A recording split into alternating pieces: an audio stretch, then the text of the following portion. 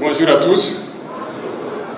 Avant tout propos aujourd'hui, peut-être que je vais demander à ce qu'on se mette debout et prendre une minute de notre temps pour applaudir nos différentes forces combattantes qui sont actuellement au nord de notre position en train de combattre et de conquérir nos terres. Donc une minute d'applaudissement.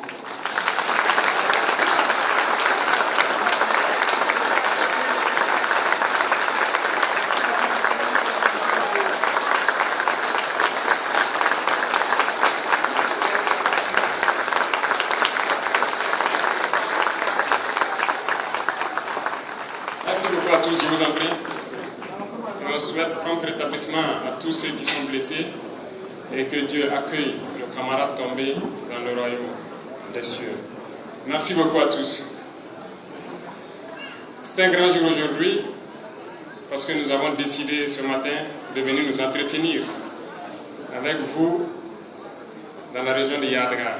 Et par définition, on sait bien que c'est la région où on ne porte pas de gants pour parler, où on dit la vérité de façon crue. N'est-ce pas? Et donc ce matin, je vais parler sans langue de bois. Je vais parler de manière crue et sans porter de gants également, je vais boxer. Donc, à bon entendeur, je pense qu'il y a des fortes attentes de toutes les populations, un peu partout dans toutes les régions, là où on passe. Je peux dire que les besoins sont les mêmes un peu partout. Nous avons pratiquement la même situation dans toutes les régions où on passe. Et donc c'est pour dire que nous sommes conscients de la situation, nous connaissons le mal, comme l'a dit quelqu'un, nous connaissons la maladie, et tout ce que nous faisons aujourd'hui, c'est pour soigner le mal. Il y a beaucoup de choses à faire, et je l'ai toujours dit, en un claquement de doigts, je ne peux pas tout résoudre. Ce n'est pas possible. Mais nous faisons les efforts que nous pouvons. Nous nous sacrifions pour que nous puissions atteindre nos objectifs dans le plus bref délai. Et si nous avons décidé d'entamer cette mission, c'est parce que nous avons jugé nécessaire qu'il fallait que notre peuple connaisse le bonheur également. On ne cesse de le dire, nous sommes nés dans des conditions peut-être pas faciles, nous avons grandi, nous avons vu le Burkina, nous avons aussi aperçu les autres pays à travers donc, les informations et peut-être que nous avons voyagé entre-temps dans certains pays, nous avons vu les réalités et nous nous sommes aussi posé des questions. Pourquoi notre pays ne peut pas aussi se développer et prospérer comme ces pays? Je le disais la dernière fois, il n'y a pas de raison que dans certains pays qui ont juste découvert peut-être du pétrole, en moins de 30 ans, 40 ans, ils changent totalement. Mais pourquoi en Afrique, nous ne réussissons pas à faire la même chose, pendant que sous nos sols se trouvent et le pétrole et d'autres types de minéraux? Prenez l'exemple de Dubaï qui est à côté. 30 ans en arrière, il y avait juste un ou deux immeubles dans la ville. Aujourd'hui, je suis sûr que beaucoup de gens ici du secteur privé se plaisent à prendre leur avion, aller à Dubaï pour aller faire des affaires. Et il ne manque pas de faire de petites vidéos pour montrer la beauté de la ville. Les immeubles ont poussé partout et trucs, rien qu'à cause de l'exploitation du pétrole. Mais combien de pays exploitent le pétrole en Afrique? Est-ce qu'ils ont eu ce développement? Donc il y a une question à se poser. Ici au Burkina, on exploite l'or et beaucoup d'autres minéraux, même si on n'a pas encore découvert le pétrole. Mais qu'est-ce qu'on en fait? Donc je suis venu aussi pour qu'on se pose des questions, il est vrai aujourd'hui. Pas seulement en burkinabé, mais en africain. Qu'on se pose des questions. Et les bonnes questions. Dans un premier temps, je vais peut-être éplucher les différentes questions qui ont été posées ici. Et les questions qui pourraient rentrer dans l'ordre du jour, je vais les répondre plus tard. Ceux qui sortent de l'ordre du jour, je vais peut-être apporter quelques réponses et vous promettre que nous sommes à pied d'œuvre pour pouvoir résoudre tous les problèmes dans les brefs délais qu'on puisse le faire. Déjà, il y a un bon nombre de questions qui sont adressées directement à vous les ministres et je suppose que vous avez noté, notamment le ministre de l'action humanitaire concernant donc le centre des personnes handicapées, les centres des personnes âgées et tout ça. Vous allez voir ce qui est faisable. Et comme je l'ai dit, ces centres ne doivent plus être des centres juste faits pour se réunir ou à l'occasion des fêtes. Ça doit contribuer à la formation. Donc vous voyez dans l'urgence qu'est-ce qui peut être fait pour qu'on puisse les réhabiliter et qu'ils puissent... Et pour la carte d'invalidité, je pense qu'il y a lieu de... Vous allez voir qu'est-ce qu'il faut organiser avec les différents services pour que les gens puissent reconnaître la carte d'invalidité. Parce que ça ne sert à rien de les émettre et que les gens, arrivés dans les services, ils ont des difficultés avec. Donc vous voyez quel mécanisme vous mettez en place pour pouvoir le faire.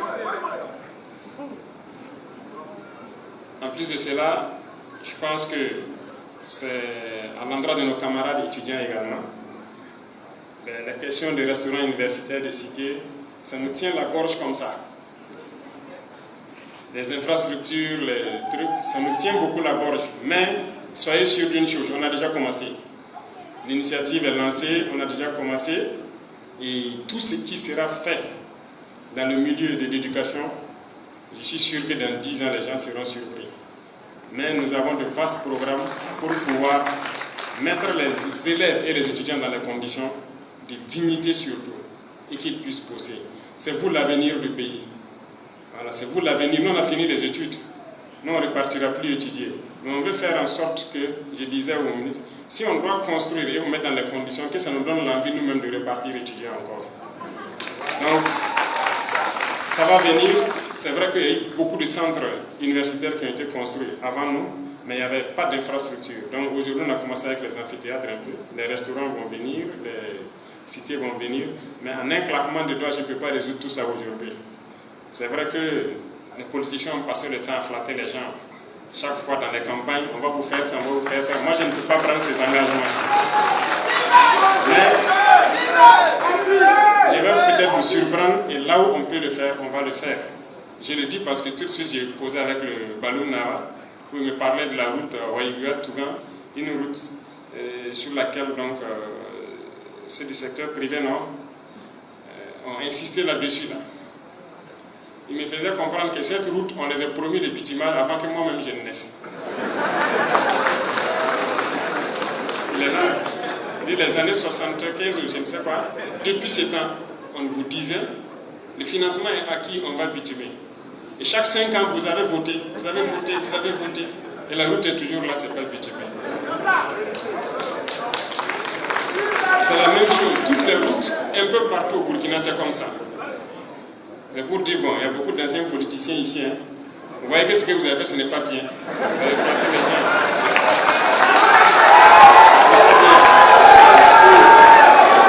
Donc, aujourd'hui, on a décidé de partir sur une nouvelle donne.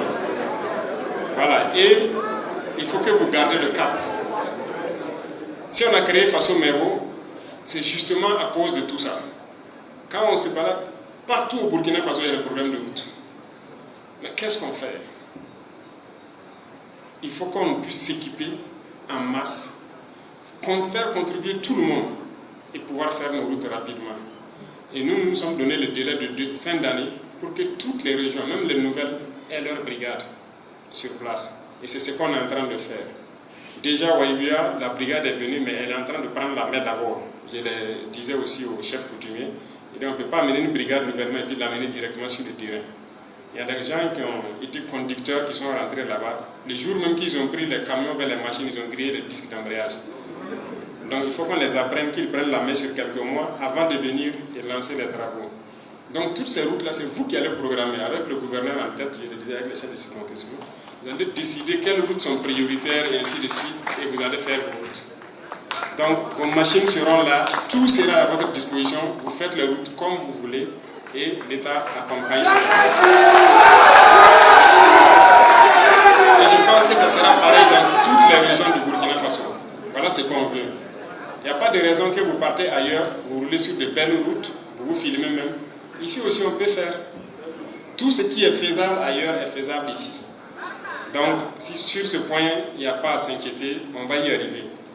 Voilà, on va y arriver, ça c'est une certitude.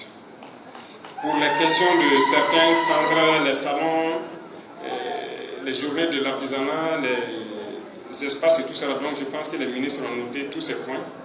je vais rester à l'écoute. À l'issue de la rencontre, chacun, ce qui le concerne, pourra nous dire, même le rattachement, l'étudiant a parlé du rattachement de l'école à l'université, c'est vous qui allez étudier, voir.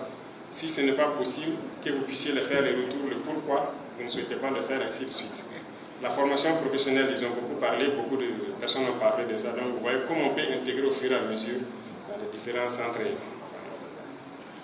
Donc, il y a beaucoup d'autres questions sur lesquelles on va revenir plus en détail, mais il faut que nous soyons tous conscients du combat que nous menons et que nous restons surtout concentrés. J'ai remarqué que beaucoup de gens peut-être ne savent pas toujours où nous sommes, parce qu'ils ne savent pas d'où nous venons.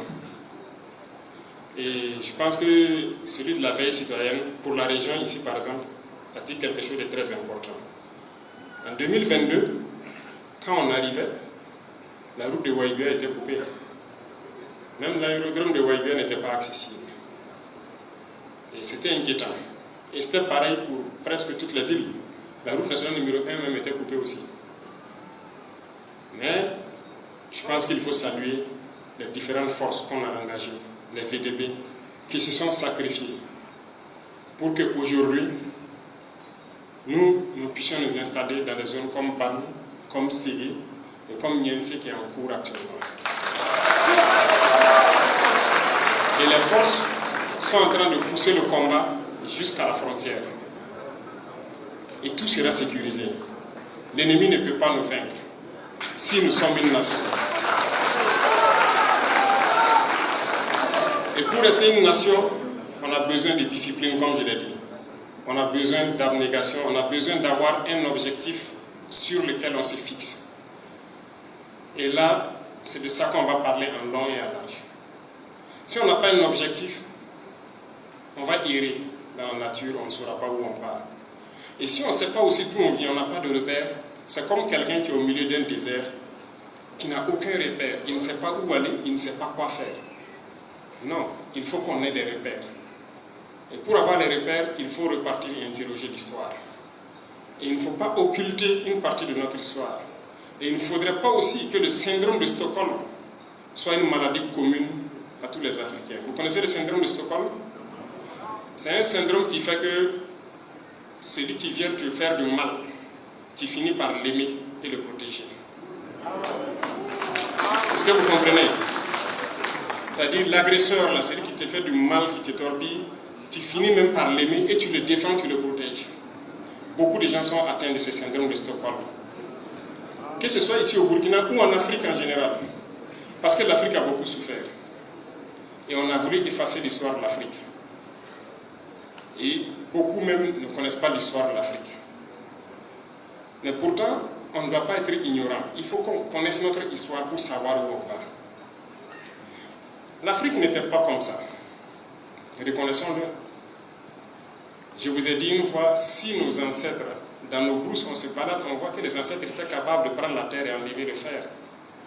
Mais pourquoi aujourd'hui on ne peut pas le faire? C'est qu'on a perdu quelque chose entre-temps.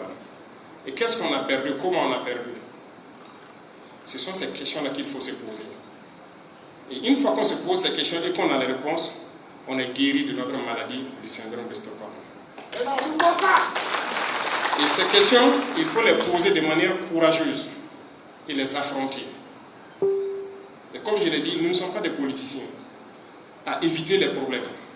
Nous, on affronte les problèmes et on les résout. On ne les déplace pas. Et il y a beaucoup de sujets dans nos sociétés, quand on veut aborder, c'est tabou, c'est truc. À peine les politiciens vont dire, si vous vous amusez ici, vous allez perdre votre base électorale, vous allez... Bon, nous on va aborder ces sujets, on va se dire la vérité. Et puis bon, si vous appréciez, c'est ça, si vous n'appréciez pas aussi, c'est ça.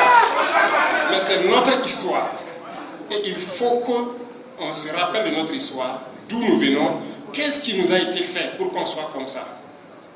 C'est un gros coup de gueule que je vais porter à tout le peuple noir, si je peux dire. Ici à Waïguia. Et pourquoi Waïguia? Je vais vous dire pourquoi Waïguia. Waïguia, ça veut dire quoi? Venir se prosterner. Ce que je vais dire aujourd'hui, c'est le départ d'une nouvelle manière de faire.